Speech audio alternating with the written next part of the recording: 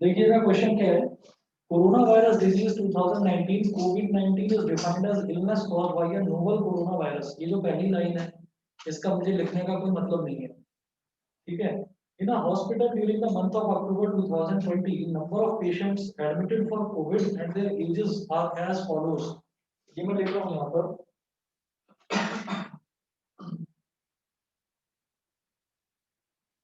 In a hospital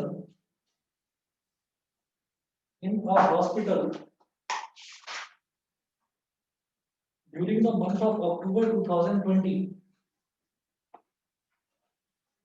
in a hospital during the month of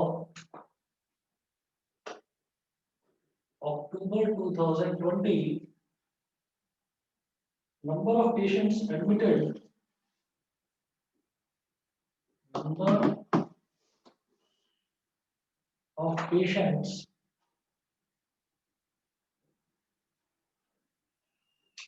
admitted for COVID and their ages for COVID and their ages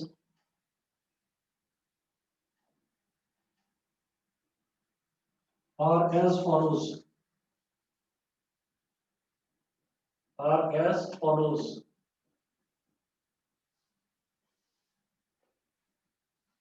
अब इसमें है as जो data दे रखा है as in years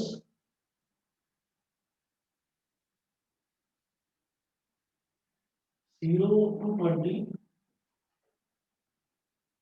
20 to 40 40 to 60 0 to 20 20 to 40 40 to 60 60 to 80 और 80 to 100 और number of patients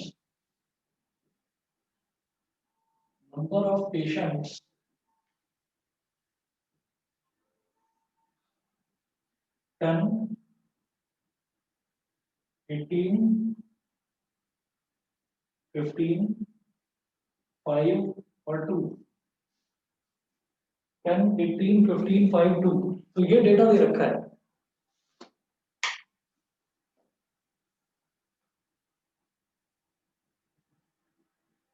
ये data दे रखा है।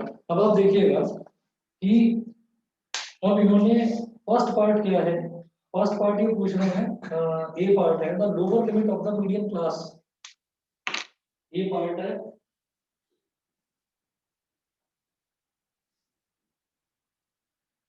The lower limit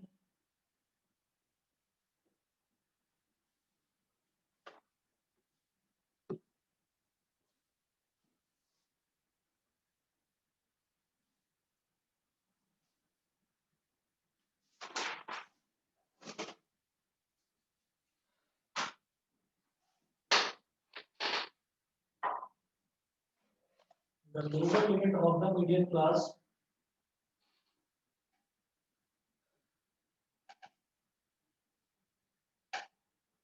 the lower limit of the median class is अब इसमें ना चार ऑप्शंस दे रखे हैं। फर्स्ट है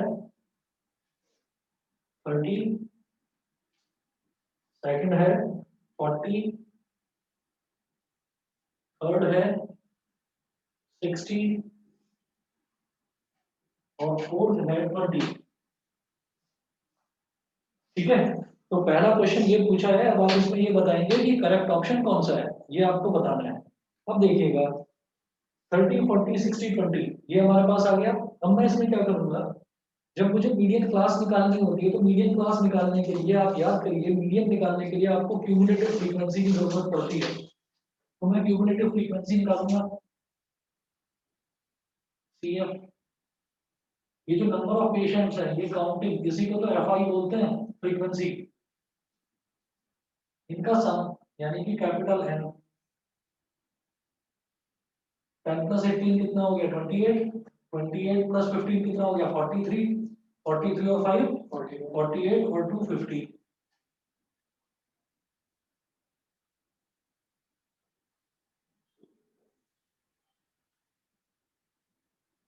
अक्टूबर के महीने में कोरोना पेशेंट्स इतने ही आए थे बस, हजारों में जा रहे थे, हर दिन हजारों में आ रहे थे, 50 आए थे उस टाइम तो बहुत ज्यादा थे। अब कम है। चलो जी देखते हैं। अच्छा ये हो गया 15। उसके बाद सबसे पहले पहला तो हो गया 10, 10 प्लस 18 कितना हो गया 28, 28 प्लस 15 कितना हो गया 43 प्लस 5 48 प्लस 2 50। तो ये सारी क्यूमुलेटिव फ्रीक्वेंसी हो गई। लास्ट वाली क्यूमुलेटिव फ्रीक्वेंसी सारी फ्रीक्वेंसीज के सम के बराबर आ गया, इसका मतलब हमने ठीक करा है। फिर हम क्या करेंगे कि मीडियन क्लास के लिए मुझे फाइंड आउट करना है n/2। पहले तो मैं n/2 निकालूंगा।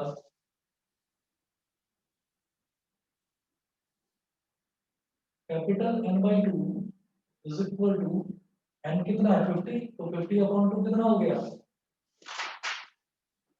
25। ठीक है, तो CF सर हाँ जी सर n/2 इस विल बी 25, आपने 5 लिखा हुआ है। अच्छा हाँ 25, मतलब समझ गए थे ना भावनाओं को। हाँ सर समझ गया था वो तो। चलो ठीक है, तो ये हो गया क्यूमुलेटिव फ्रीक्वेंसी जो है, क्यूमुलेटिव फ्रीक्वेंसी मेरे को निकालनी है just greater than n/2।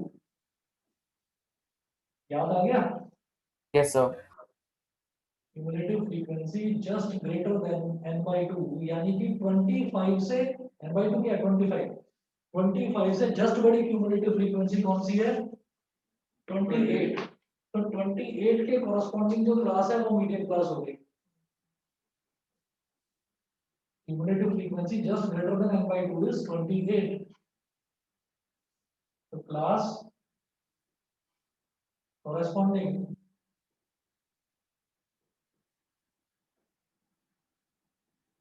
to cumulative frequency 28 is 2240, which is median class। इसी को मीडियन क्लास बोलते हैं। और इसमें पूछा क्या गया है क्वेश्चन में, the lower limit of the median class. तो लोअर लिमिट क्या होगी बेटा 20। तो इसका मतलब ऑप्शन नंबर 4 करेक्ट है। बताइए समझ में आ गया। Yes sir. आस्था क्लियर है। Yes, sir. अनुभव, अनुभव क्लियर है।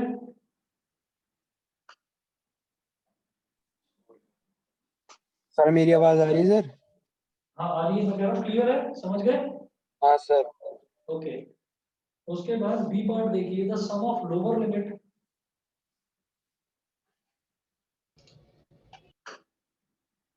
the sum of lower limit of the model class and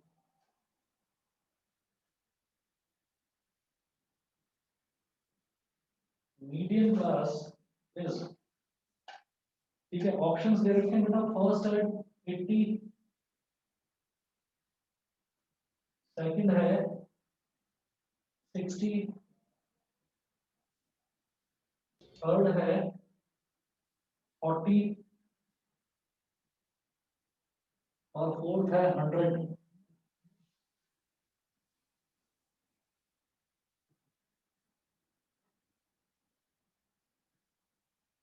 ठीक है, तो ये चार ऑप्शंस दे रखे हैं। The sum of lower limit of the modal class. Modal class निकालने के लिए कोई मेहनत करने की जरूरत नहीं है। जिस क्लास की फ्रीक्वेंसी सबसे ज्यादा हो उसी को बोलते हैं मॉडल क्लास। तो आप ये देखिए फ्रीक्वेंसी सबसे ज्यादा किसकी है, इसकी 18 सबसे ज्यादा फ्रीक्वेंसी है ना। तो हम ये कहेंगे कि जिस क्लास की सबसे ज्यादा फ्रीक्वेंसी होती है उसी को हम मॉडल क्लास बोलते हैं। Highest frequency class is called model class. therefore model class कौन सी होगी, हाईएस्ट फ्रीक्वेंसी है 18, तो इसके कॉरस्पॉन्डिंग मॉडल क्लास होगी 20 to 40।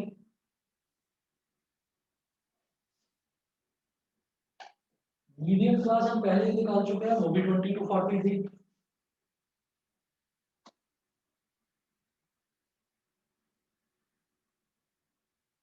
मीडियम क्लास हमने पहले ही निकाल ली थी, वो भी 20 to 40 थी। तो इन्होंने बोला है the sum of lower limit of the modal class and medium class. Modal class की और मीडियम क्लास की दोनों की लोअर लिमिट्स का सम क्या होगा? इसकी लोअर लिमिट भी 20, इसकी लोअर लिमिट भी 20, तो क्या हो जाएगा? 20 + 20 40। 40। बताइए जी, समझ में आ गया? चलिए जी, अगला देखते हैं C part.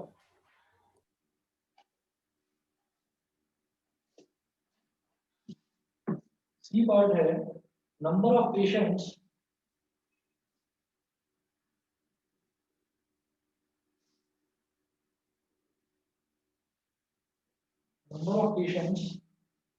below the age of 60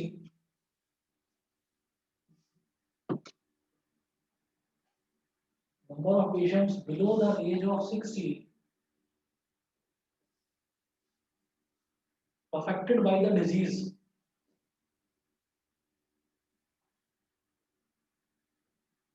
affected by the disease number of patients below the age of 60 affected by the disease। तो फर्स्ट देखिए ऑप्शन दे रखे हैं अलग अलग। फर्स्ट ऑप्शन है 43, सेकंड ऑप्शन है 28, थर्ड ऑप्शन है 50 और फोर्थ ऑप्शन है 48। 60 साल से कम तक के कितने लोग हैं जिनको ये प्रॉब्लम हुई है अक्टूबर के मंथ में? ये जो डेटा दे रखा है, तो 0 से 20 वाले कितने हो गए? 10। 20 से 40 वाले कितने हो गए? 18। और 40 से 60 वाले कितने हो गए? 15। इन तीनों को ऐड कर दो, इन तीनों का एडिशन ही तो 43 है। ठीक है, तो बेटा 43। बताइए जी, क्लियर है? अक्षत यस सर। क्लियर है? समझ गए? देवशी बताइए। Yes sir. लक्ष्य, पार्थ यस सर। क्लियर है? Ruchir yes sir. ठीक है जी। उसके बाद देखिएगा डी पार्ट है the modal age of the patient to nearest years is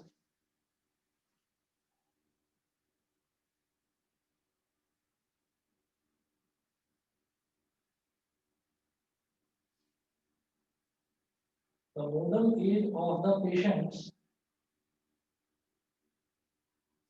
the model age of the patients to nearest years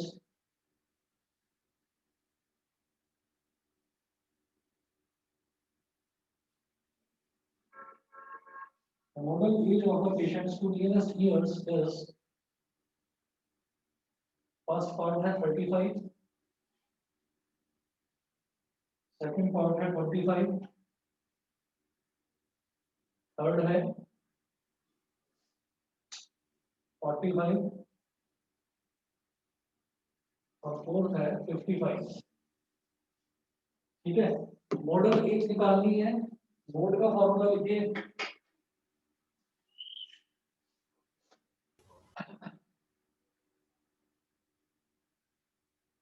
mode का फॉर्मूला होता है L plus F1 minus F0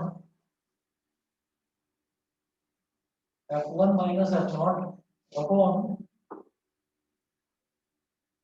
2F1 minus F0 minus F2 multiplied by H।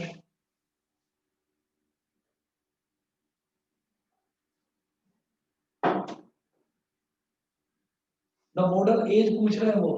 ठीक है, model as का मतलब क्या होता है? मोड पूछ रहे हैं, एज का मोड निकालने के लिए पूछ रहे हैं। ये मॉडल वाला नहीं है, MODEL मॉडल वाला नहीं है, MODAL मॉडल, ये मॉडल वाला है। ठीक है, तो हम ये कहेंगे F1 minus F0 upon 2F1 minus F0 minus F2। ये क्या क्या होता है आप लोगों को याद नहीं होगा, रिकॉल करने के लिए बता रहा हूँ मैं। L क्या हो गया? Lower limit of modal class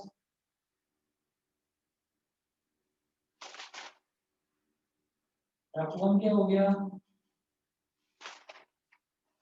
frequency of modal class. F0 क्या हो गया? प्रीसीडिंग फ्रीक्वेंसी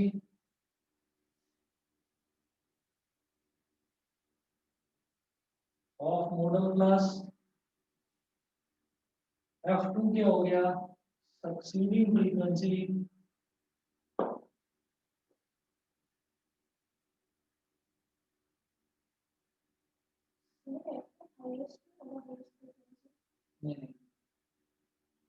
सक्सीडिंग, हाँ वो हाईएस्ट फ्रीक्वेंसी, मॉडल फ्रीक्वेंसी तो हाईएस्ट होती है ना, तो फ्रीक्वेंसी ऑफ मॉडल क्लास, तो हाईएस्ट फ्रीक्वेंसी को ही मॉडल क्लास की फ्रीक्वेंसी होती है। सक्सीडिंग फ्रीक्वेंसी ऑफ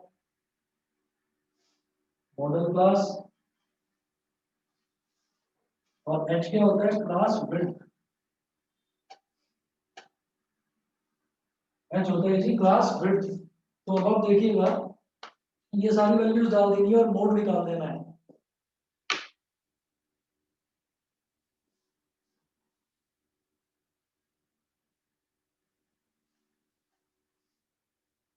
देखिए मोड कैसे निकलेगा फिर? Mode is equal to lower limit of modal class की 20 to 40, तो लोअर लिमिट क्या है? 20, तो ये हो गया 20 प्लस F1 माइनस F0, तो F1 क्या है? फ्रीक्वेंसी ऑफ मॉडल क्लास यानी कि 18, F0 क्या है? प्रीसीडिंग मॉडल क्लास यानी कि 10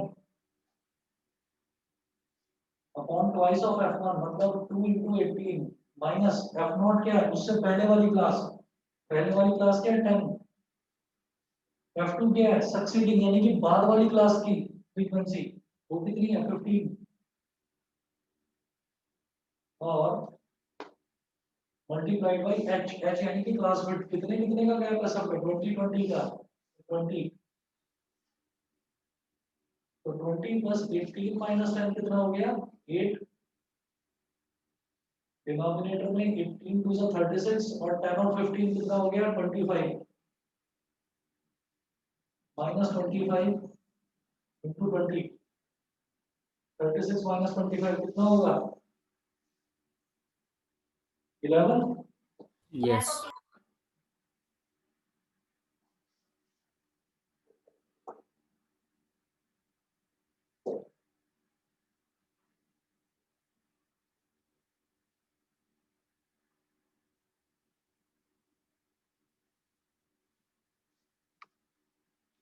देखिएगा 20 प्लस ये 8 हो गया, और अपॉन में 11 है। 36 माइनस 25 क्या हो गया? 11 मल्टीप्लाइड बाई 20, तो 20 प्लस 8 इंटू 20 कितना हो गया? 160 अपॉन 11। 160 अपॉन 11 देखिए कितना हो जाएगा?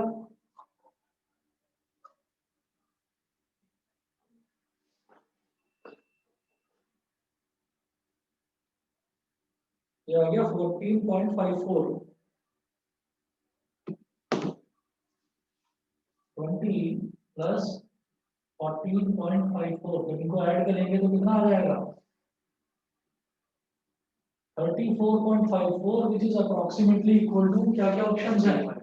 35, उन्होंने बोला है ना, टू नियरेस्ट ईयर्स, मतलब अप्रोक्सीमेट डेटा बताना है नजदीकी ईयर्स तक, तो 35 हो गया, तो ऑप्शन फर्स्ट। बताइए जी, समझ गए? रिवर्स क्लियर है? Yes, sir. पूछिए। ठीक है, उसके बाद ई पार्ट देखिए। ई पार्ट बिल्कुल आसान है। ई पार्ट में है the class mark of the class 40 to 60, the class mark of the class 40 to 60 is options there can come second है 50, थर्ड है 40 और फोर्थ है 60। The class mark of the class marks क्या होते हैं? क्लास मार्क्स होते हैं बेटा इसकी मिड वैल्यू। जैसे 40 to 60 है तो हम क्या करेंगे, 40 और 60 को दोनों को ऐड करेंगे, डिवाइड बाय 2 करेंगे, तो क्लास मार्क क्या हो गया 50। 40 + 60 अपॉन 2 यानी कि 50। सभी को क्लियर है ना? जब भी मेरे को क्लास इंटरवल दे रखे होते हैं तो मैं क्लास मार्क्स निकालता हूँ जिसको मैं एक्स आई बोल देता हूँ। ठीक, तो वो क्या होता है, lower limit plus upper limit divide by 2, ये आ गया 50। ठीक है, चले आगे। रुद्रांश क्लियर है? रुद्रांश क्लियर है?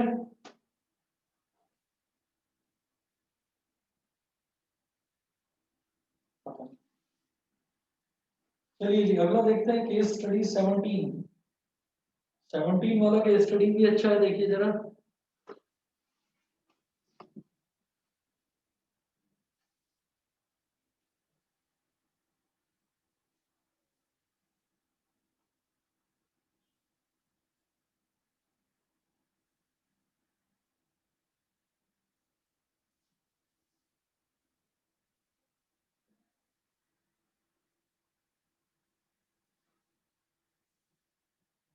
देखिए इसमें था Radha throws a ball upwards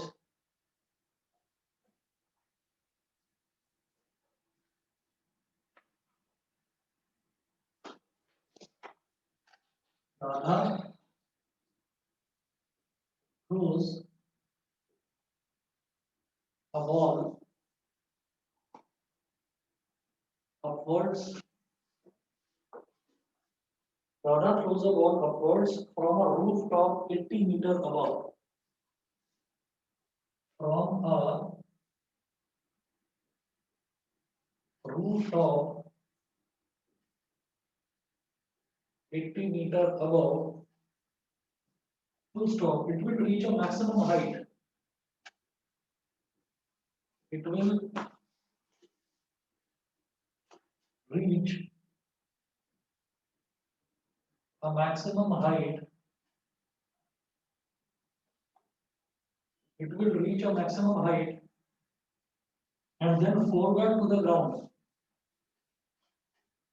And then fall back to the ground.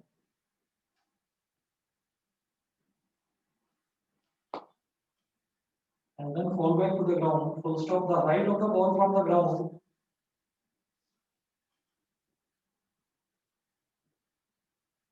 the height of the ball from the ground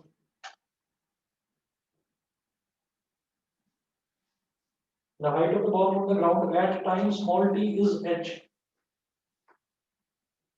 At time small t is h, which is given by which is given by h is equal to minus 16t square plus 64t plus 80 bracket में है assuming friction to be 0. Assuming friction to be 0. ठीक है, और एक ना इन्होंने diagram दे रखा है, वो डायग्राम दिखा देता हूँ मैं आपको क्या है।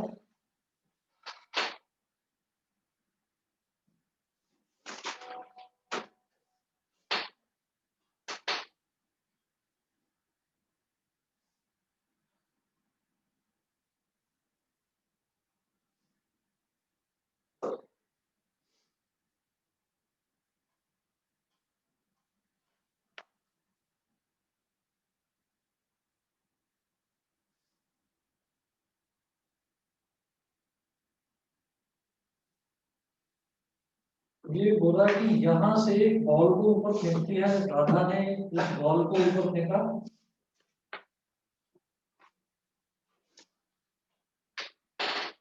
और ये इस मैक्सिमम हाइट तक बॉल पहुंची।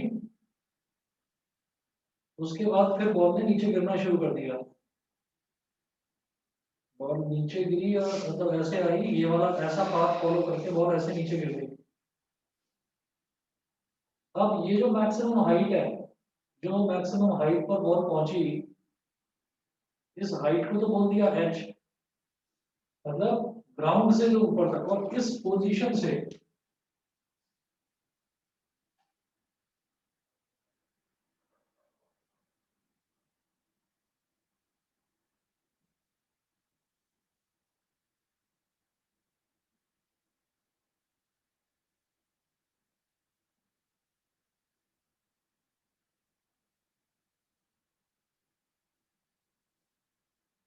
क्या दे रखा है, 80 मीटर दे रखा है, ये वाली जो हाइट है।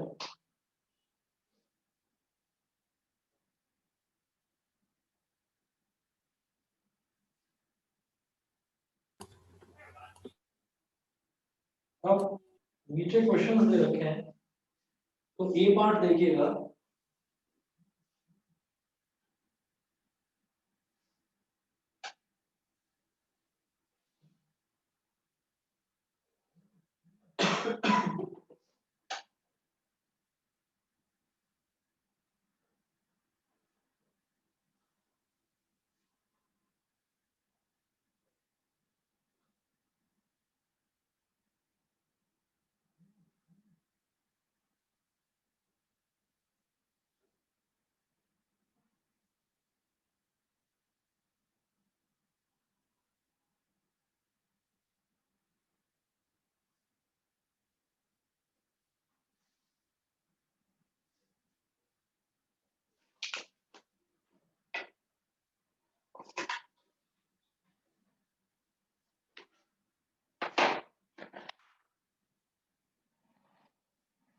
देखो जी, इन्होंने बोला Radha throws a ball upwards from a roof top 80 metre above, ठीक है। एक रूफ टॉप है, मतलब एक छत है, उस छत से राधा बॉल को ऊपर फेंकती है, तो वो 80 मीटर ऊपर तक जाती है। वो जो बॉल है वो 80 मीटर ऊपर तक जाती है।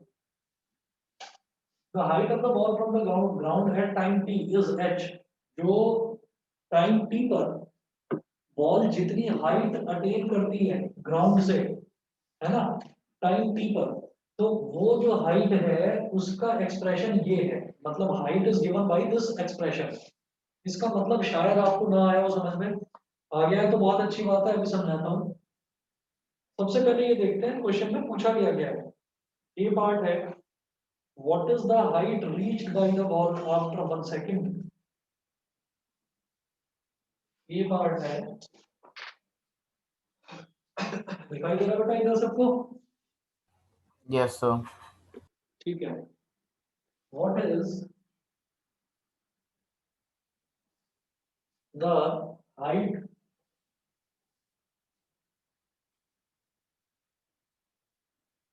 reached by the ball? What is the height reached by the ball after 1 second? After 1 second. तो देखिएगा, इसमें इन्होंने चार ऑप्शंस दे रखे हैं। फर्स्ट है 135 मीटर,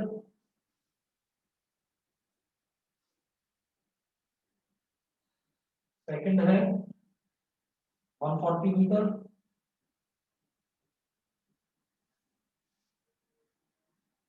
थर्ड है 128 मीटर, और फोर्थ है 145 मीटर। ये चार ऑप्शंस दे रखे हैं। What is the height reached by the ball after 1 second, कि 1 सेकंड के बाद कितनी हाइट तक बॉल पहुंच जाएगी, ये बताना है। तो अब आप देखिएगा कि 1 सेकंड के बाद, इसका मतलब क्या है कि सबसे पहले तो मुझे यही पता लगाना है कि इनिशियली बॉल कितनी हाइट पर थी। भाई इनिशियली भी तो यहाँ से बॉल को फेंका गया, ग्राउंड से तो नहीं फेंका गया, ठीक है, तो हम ये कहेंगे, सबसे पहले देखेंगे कि इनिशियली का मतलब क्या है कि अभी मैंने टाइम मेजर करना शुरू ही नहीं करा, मतलब इनिशियली टाइम कितना हो गया, time t is equal to 0 second. तो इसमें हम ये कहेंगे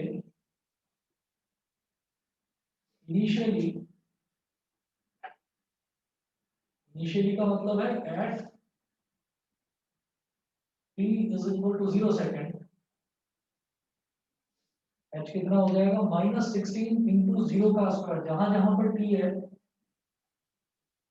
वहां वहां पर 0 डाल दो, -16 इंटू 0 का स्क्वायर प्लस 64 इंटू 0 प्लस 80, ये भी 0 ये भी 0 प्लस 80, यानी कि इनिशियली जो हाइट थी वो थी 80 मीटर। इनिशियली बॉल की हाइट 80 मीटर थी, वो यहाँ पर थी, ठीक है। उसके बाद हम देखते हैं कि at t is equal to 1 second, अब t is equal to 1 second पर बॉल कहाँ पहुंचती है ये बताना है। जब बॉल रेस्ट में थी तब तो इतना था, t is equal to 1 second पर देखते हैं h is equal to -16 into 1 का square plus 64 into 1 plus 80, -16 plus 64 plus 80, तो 80 प्लस 64 कितना हो गया 144, 144 माइनस 16 कितना हो गया 128, 128 मीटर। मतलब एक सेकंड बाद बॉल की हाइट क्या हो जाएगी 0 सेकंड, इनिशियली तो बॉल यहाँ पर थी 80 कितनी, मतलब ये वाली हाइट भी 80 मीटर है, टोटल एक सेकंड के बाद बॉल की हाइट क्या हो जाएगी 128 मीटर, यानी कि ऑप्शन नंबर 3। बताइए कि सबको क्लियर है, यस सर। ठीक है ना। तो आप ये कहेंगे कि इनिशियली जो हाइट है वो 0 नहीं है, मतलब बॉल को जो है वो ग्राउंड से नहीं फेंका जा रहा, बॉल को एक हाइट से फेंका जा रहा है, वो जो हाइट है वो भी 80 मीटर है, वो भी 80 मीटर है। तो उसी चीज को एक बार देखने के लिए कि ये एक्सप्रेशन हमें दे किस वजह से रखा है, ये एक्सप्रेशन इसीलिए दे रखा है ताकि मैं time t is equal to 0 यानी कि इनिशियली भी ये देख पाऊं कि बॉल कहां पर पड़ी हुई थी। बताइए जी, समझ में आ गया। Yes sir. Bhavya, Aastha, clear है दोनों को। Yes, sir. Deepanshi, Devshi, Yes, sir. चलिए जी ठीक है। इसके बाद देखते हैं ये थोड़ी है, बताओ प्रोसेस। नहीं, ये और कुछ है। हाँ है कुछ कुछ उसी से रिलेटेड। बी पार्ट देखिएगा,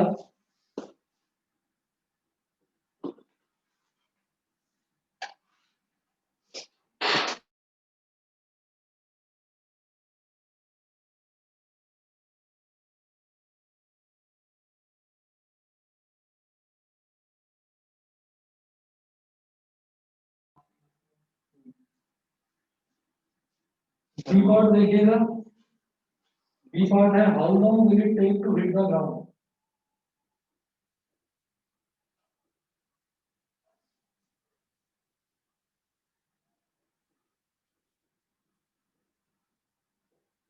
How long will it take to hit the ground?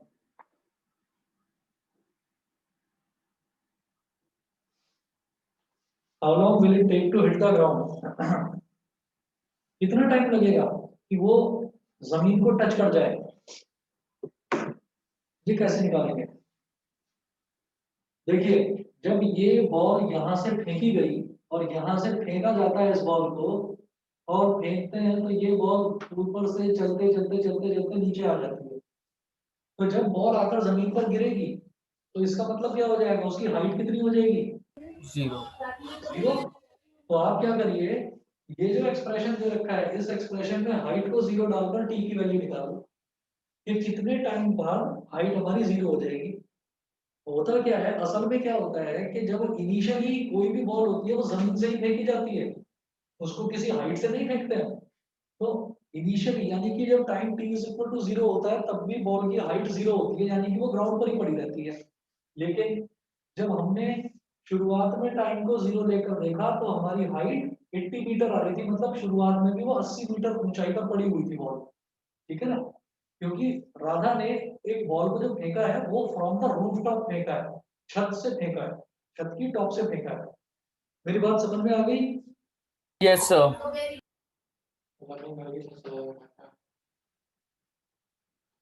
हाँ,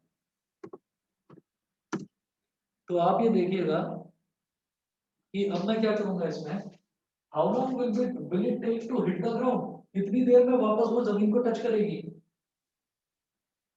तो h is equal to 0।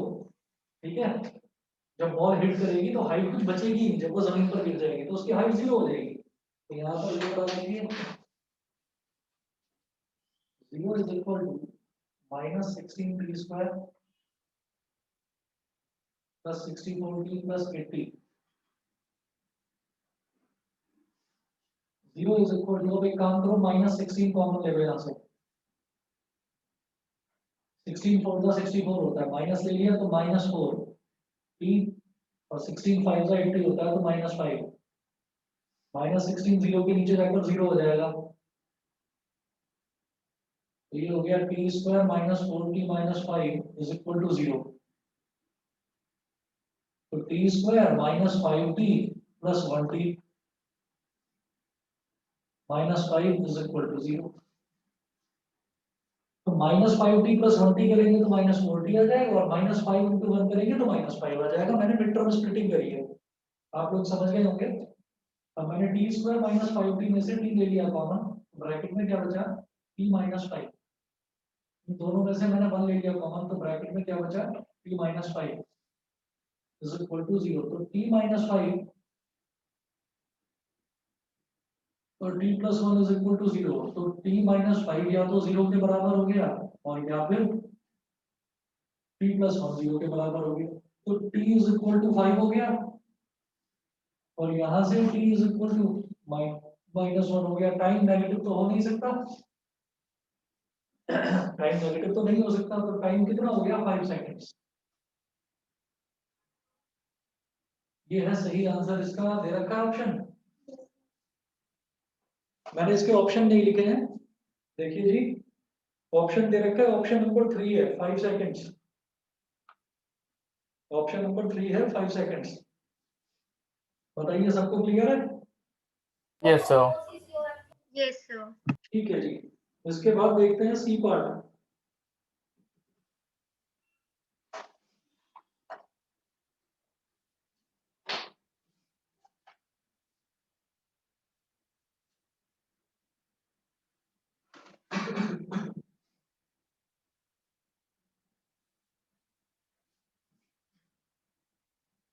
Name the shape of the path followed by the ball.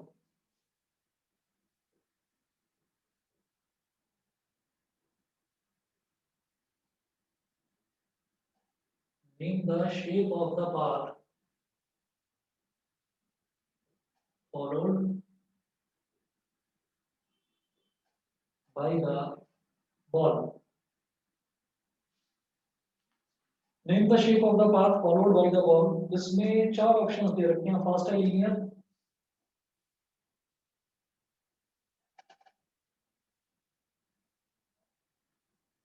Second है स्पाइरल,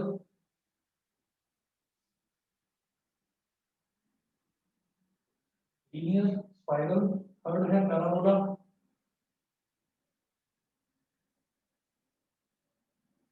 और फोर्थ है none of the above. None of the above. ठीक है, shape of the path followed by the ball. तो ball जो है वो किस तरीके का पाथ फॉलो करती है, ये देखिए, इस तरीके का जो पाथ होता है ना, कि ऊपर जाना, कर्वी लीनियर शेप में ऊपर जाना, और फिर इसी तरीके से कर्व लेकर नीचे आना, इसको पैराबोला बोलते हैं। ठीक है, इस पाथ को पैराबोला बोलते हैं, ये याद रखना है आपको। और ज्यादा आप सोचे कि आपसे इसकी कोई डिटेल पूछेगा तो डिटेल आपको नहीं बतानी है इसकी, वो आप 11th क्लास में करेंगे कि पैराबोला होता क्या है। ठीक है, तो पैराबोला पर एक टोटली डिफरेंट चैप्टर है, वो आप नेक्स्ट क्लास में करेंगे, अभी आपको जरूरत नहीं है उसकी। हाँ लगी चैप्टर। हाँ ये वाला ना पैराबोला क्या होता है, वो पॉलिनोमियल्स में थोड़ा दे रखा है, लेकिन इस बार सिलेबस में है नहीं। लास्ट ईयर ही हट गया था, मतलब कोविड की वजह से नहीं, पहले ही हट गया। अच्छा, उसके बाद देखिएगा D part.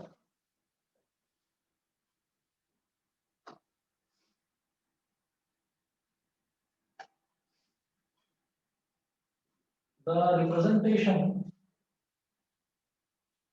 of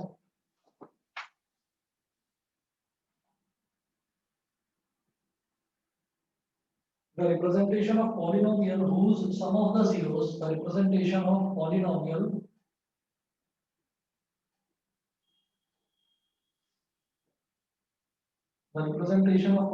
whose sum of the zeros is -4, whose sum of the zeros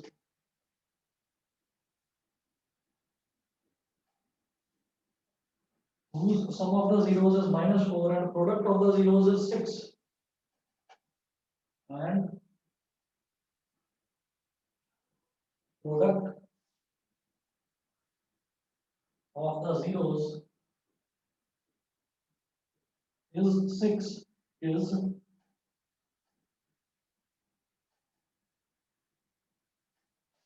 first part है x square minus 4x minus 6,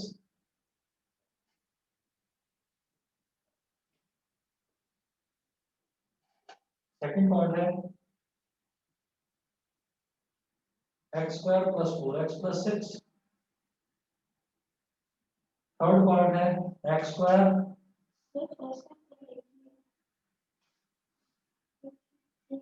हाँ फर्स्ट और थर्ड एक ही,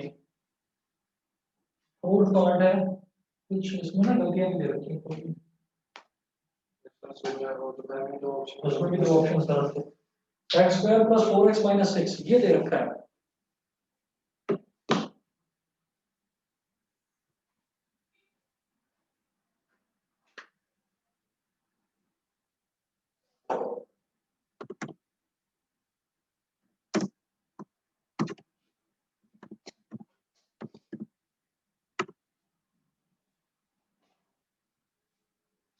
देखिए जी, अब मैं इसमें आप ना एक चीज देख लीजिए कि पॉलिनोमियल जो है वो फॉर्म कैसे किया जाता है।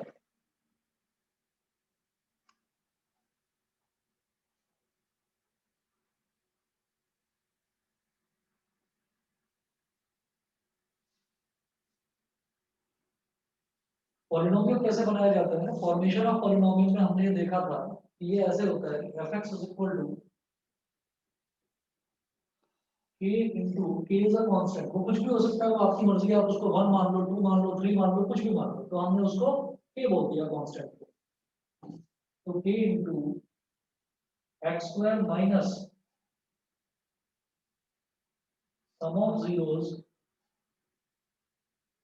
into x plus product of zeros। अगर इस तरह से याद ना हो तो आपको शायद ऐसे याद होगा कि k into x square minus alpha plus beta into x plus alpha beta.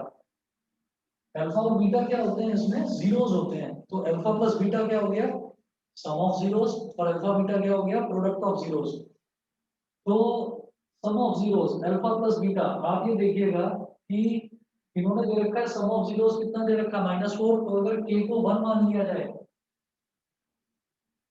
if k is equal to 1, तो हमारा पॉलिनोमियल fx क्या हो गया, ये तो 1 हो गया, x square minus alpha plus beta की जगह -4 into x plus alpha beta यानी कि प्रोडक्ट ऑफ जीरोस कितना दे रखा है, 6,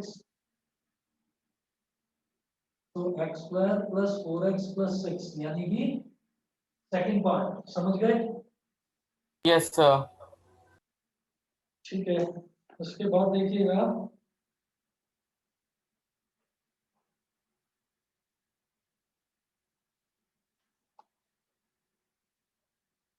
zeros of the polynomial can be expressed, E part है, zeros of a polynomial can be expressed graphically.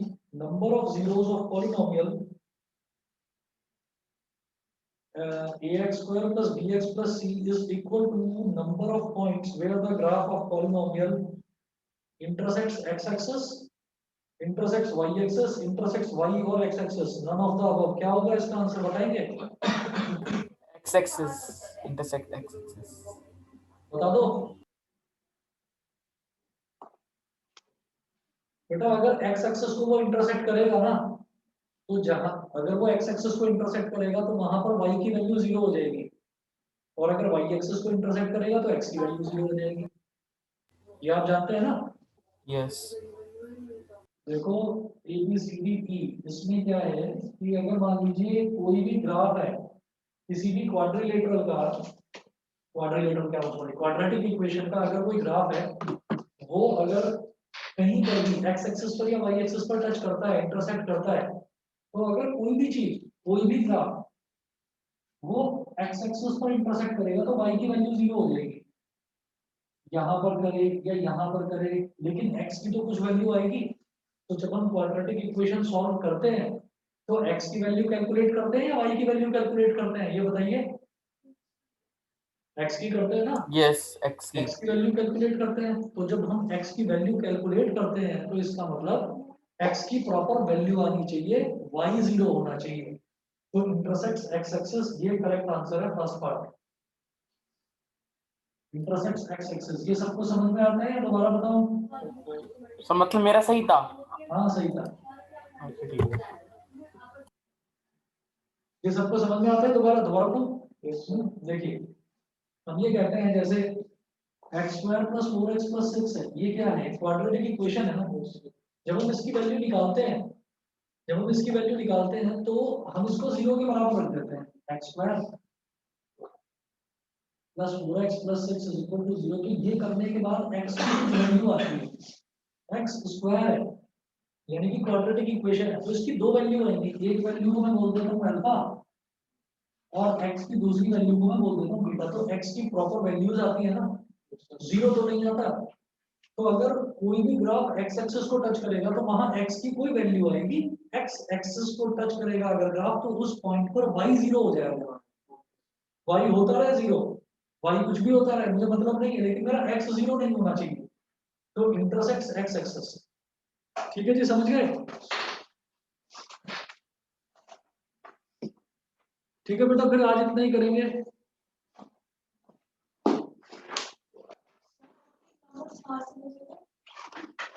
ये भव्य और आस्था के स्कूल वालों ने भेजे हैं केस स्टडी, बहुत बढ़िया क्वेश्चन।